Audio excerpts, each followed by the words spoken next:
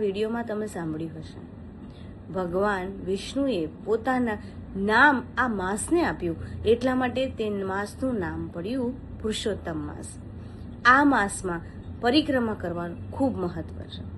એવું કહેવાય છે કે દર 3 વર્ષે આવતો આ માસની અંદર તમે તમારા સંસારમાંથી થોડો સમય તમારા શાસ્ત્રોને, તમારા ભગવાનને આપો તો ભગવાન તમારી પરિક્રમા પાર પાડે છે.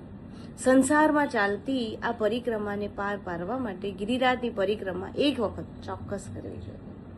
એવું કહેવાય છે કે ભગવાન ગિરિરાજ પોતે જ છે. વાંગમય સ્વરૂપ ભગવાનનું એટલે ગિરિરાજજી.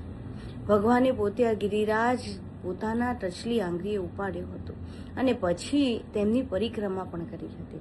ભગવાન આ જગ્યા ઉપર પોતે ફર્યા છે અને એટલા માટે આપણે પણ ખુલ્લા પગે જો આ પરિક્રમા કરીએ ને તો આપણી અંદર રહેલો અહંકાર દૂર થાય છે. ભગવાન આપણી સાથે છે એનો વાત્સલ્ય ભાવ આપણે અનુભવી શકીએ છીએ અને એટલા માટે જ અધિક માસમાં ગિરિરાજની પરિક્રમા કરવાનું ખૂબ મહત્વ છે. જય શ્રી કૃષ્ણ.